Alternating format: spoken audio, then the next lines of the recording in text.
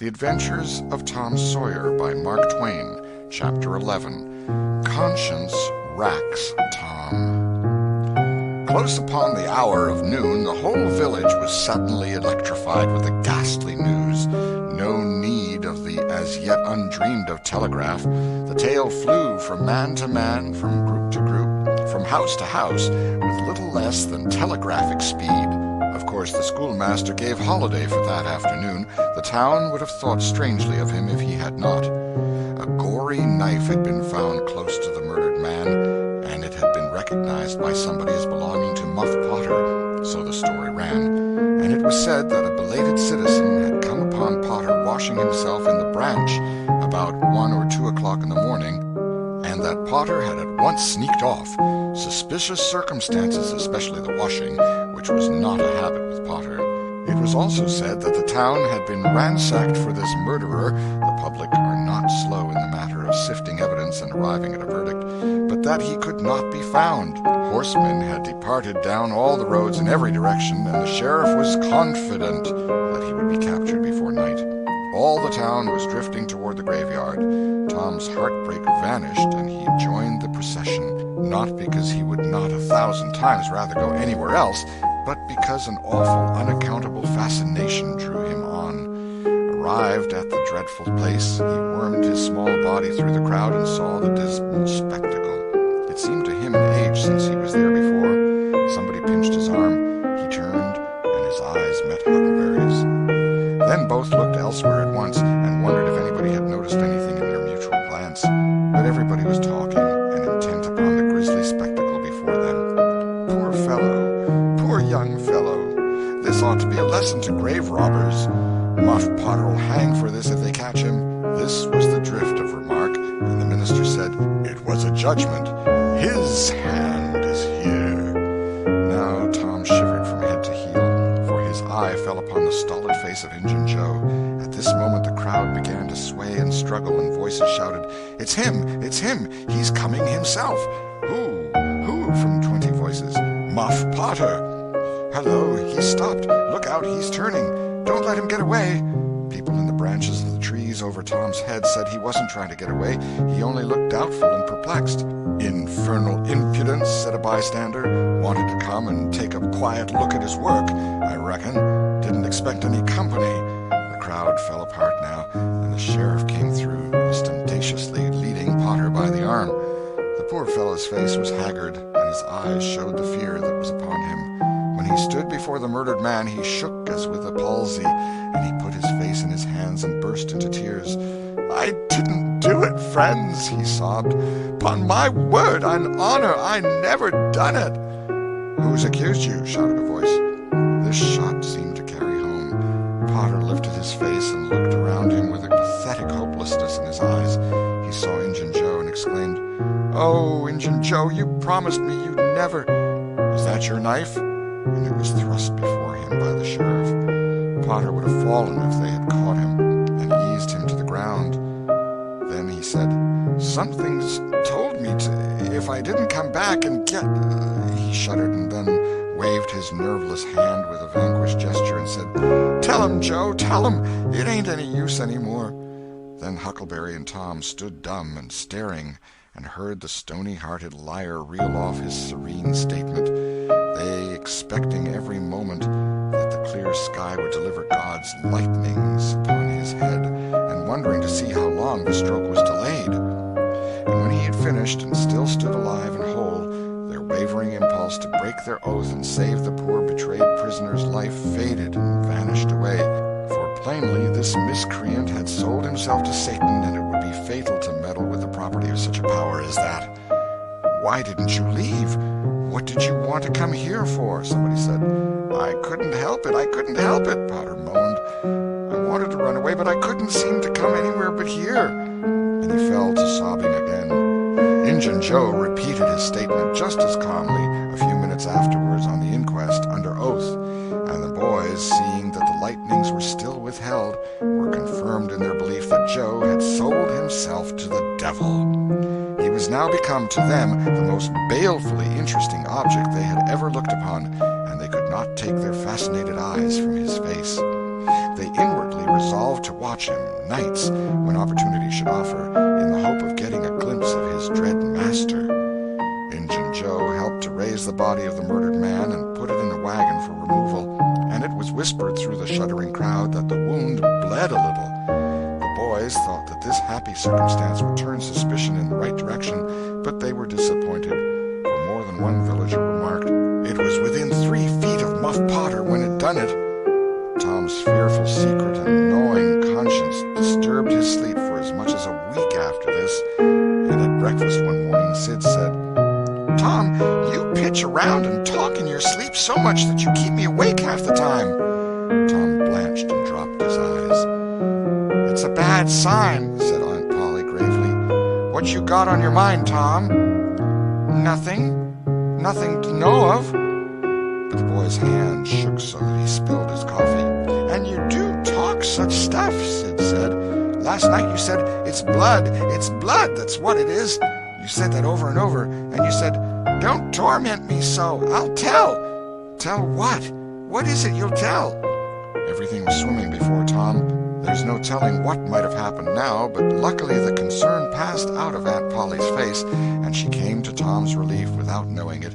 She said, "Sure, it's that dreadful murder. I dream about it most every night myself. Sometimes I dream it's me that done it." Mary said she had been affected much the same way.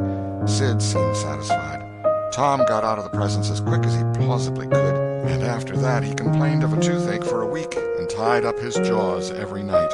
He never knew that Sid lay nightly watching and frequently slipped the bandage free and then leaned on his elbow, listening a good while at a time, and afterwards slipped the bandage back to its place again. Tom's distress of mind wore off gradually, and the toothache grew irksome and was discarded.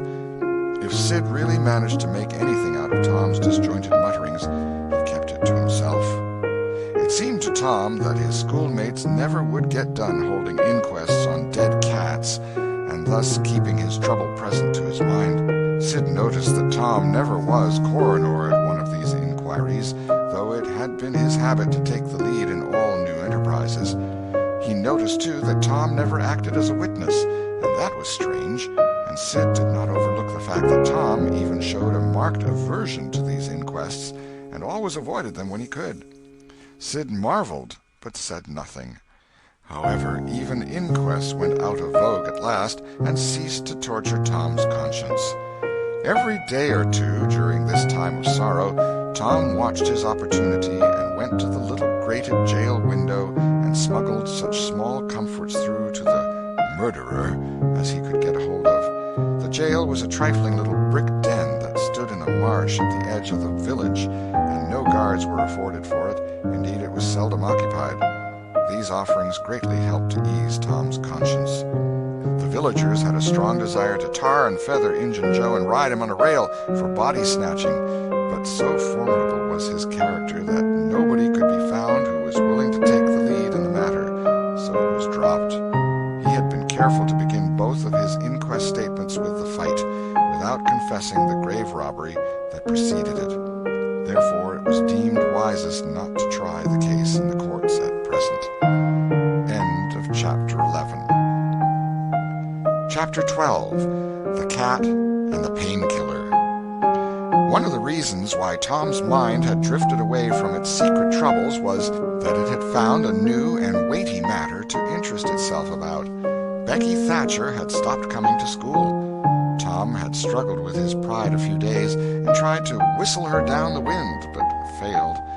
He began to find himself hanging around her father's house nights and feeling very miserable. She was ill.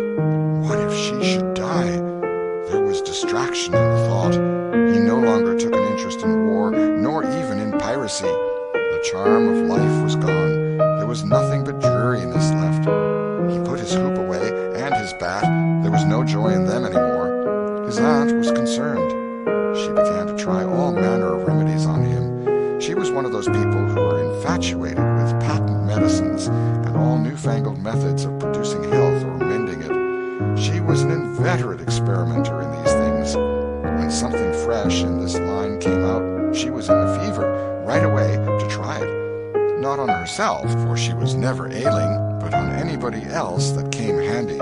She was a subscriber for all the health periodicals and phenomenological frauds, and the solemn ignorance they were inflated with was breath to her nostrils. All the rot they contained about ventilation and how to go to bed and how to get up and what to eat and what to drink and how much exercise to take and what frame of mind to keep oneself in and what sort of clothing to wear was all gospel to her, and she never observed that her health journals of the current month customarily upset everything they had recommended the month before. She was as simple-hearted and honest as the day was long, and so she was an easy victim. She gathered together her quack periodicals and her quack medicines, and thus, armed with death, went about on her pale horse, metaphorically speaking, with the hell following after. But she never suspected that she was not an angel of healing and the balm of Gilead in disguise to the suffering neighbors. The water treatment was new now, and Tom's low condition was a windfall to her. She had him out at daylight every morning, stood him up in the woodshed, and drowned him with a deluge of cold water. Then she scrubbed him down with a towel like a file, and so brought him to. Then she rolled him up in a wet sheet and put him away under blankets till she sweated his soul clean, and the yellow stains of it came through his pores, as Tom said. Yet, notwithstanding all this, the boy grew more and more melancholy and pale and dejected. She added hot baths, sitz baths, shower baths, and plunges. The boy remained as dismal as a hearse. She began to assist the water with a slim oatmeal diet and blister plasters. She calculated his capacity as she would a jug's, and filled him up every day with quack cure-alls. Tom had become indifferent to persecution by this time. This phase filled the old lady's heart with consternation. This indifference must be broken up at any cost. Now she heard of painkiller for the first time. She ordered a lot at once. She tasted it and was filled with gratitude. It was simply fire in a liquid form. She dropped the water treatment and everything else and pinned her faith to painkiller. She gave Tom a teaspoonful and watched with the deepest anxiety for the result. Her troubles were instantly at rest, her soul at peace again, for the indifference was broken up. The boy could not have shown a wilder, heartier interest if she had built a fire under him. Tom felt that it was time to wake up. This sort of life might be romantic enough in his blighted condition, but it was getting to have too little sentiment and too much distracting variety about it. So he thought over various plans for relief, and finally hit upon that of professing to be fond of painkiller. He asked for it so often that he became a nuisance, and his aunt ended by telling him to help himself and quit bothering her. If it had been Sid, she would have had no misgivings to alloy her delight, but since it was Tom, she watched the bottle clandestinely. She found the medicine did really diminish, but it did not occur to her that the boy was mending the health of a crack in the sitting-room floor with it. One day Tom was in the act of dosing the crack when his aunt's yellow cat came along purring, eyeing the teaspoon avariciously and begging for a taste. Tom said, "Don't ask for it unless you want it, Peter." But Peter signified that he did want it. "You better make sure." Peter was sure. "Now you've asked for it, and I'll give it to you, because there ain't anything mean about me. But if you find you don't like it, you mustn't blame anybody but your own self." Peter was agreeable, so Tom pried his mouth open and poured down the painkiller. Peter sprang a couple of yards in the air and then delivered a war whoop and set off round and round the room, banging against furniture, upsetting flower pots, and making general havoc. Next he rose on his hind feet and pranced around in a frenzy of enjoyment, with his head over his shoulder and his voice proclaiming his unappeasable happiness. Then he went tearing around the house again, spreading chaos and destruction in his path. Aunt Polly entered in time to see him throw a few double somersets, deliver a final mighty hurrah, and sail through the open window, carrying the rest of the flower pots with him. The old lady stood petrified with astonishment, peering over her glasses. Tom lay on the floor, expiring with laughter. "Tom, what on earth ails that cat?" "I don't know, Aunt," gasped the boy. "Why, I never seen anything like it. What did make him act so? Gee, I don't know, Aunt Polly. Cats always act so when they're having a good time. They do they? There was something in the tone that made Tom apprehensive. Yes'm. That is, I believe they do. You do? Yes'm. The old lady was bending down, Tom watching, with interest emphasized by anxiety. Too late, he divined her drift. The handle of the telltale teaspoon was visible under the bed valance. Aunt Polly took it, held it up. Tom winced and dropped his eyes. Aunt Polly raised him by the usual handle, his ear, and cracked his head soundly with her thimble. Now, sir, what did you want to treat that poor dumb beast so for? I done it out of pity for him, because he hadn't any aunt. Hadn't any aunt, you numbskull. What has that got to do with it? Heaps, because if he'd a had one, she'd a burnt him out herself. She'd a roasted his bowels out of him without any more feeling than if he was a human. Aunt Polly felt a sudden pang of remorse. This was putting the thing in a new light. What was cruelty to a cat might be cruelty to a boy, too. She began to soften. She felt sorry. Her eyes watered a little, and she put her hand on Tom's head and said gently, I was meaning for the best, Tom, and Tom, it did do you good. Tom looked up in her face with just a perceptible twinkle peeping through his gravity. I know you was meaning for the best, Auntie, and so was I with Peter. It done him good, too. I never seen him get around so since. Oh, go along with you, Tom, before you aggravate me again. And you try and see if you can't be a good boy for once, and you needn't take any more medicine. Tom reached school ahead of time. It was noticed that this strange thing had been occurring every day latterly. And now, as usual of late, he hung about the gate of the schoolyard instead of playing with his comrades. He was sick, he said, and he looked it. He tried to seem to be looking everywhere but whither he really was looking, down the road. Presently Jeff Thatcher hove in sight, and Tom's face lighted. He gazed a moment and then turned sorrowfully away. When Jeff arrived, Tom accosted him and led up warily to opportunities for remark about Becky, but the giddy lad never could see the bait. Tom watched and watched, hoping whenever a frisking frock came in sight, and hating the owner of it as soon as he saw she was not the right one. At last, frocks ceased to appear, and he dropped hopelessly into the dumps. He entered the empty schoolhouse and sat down to suffer.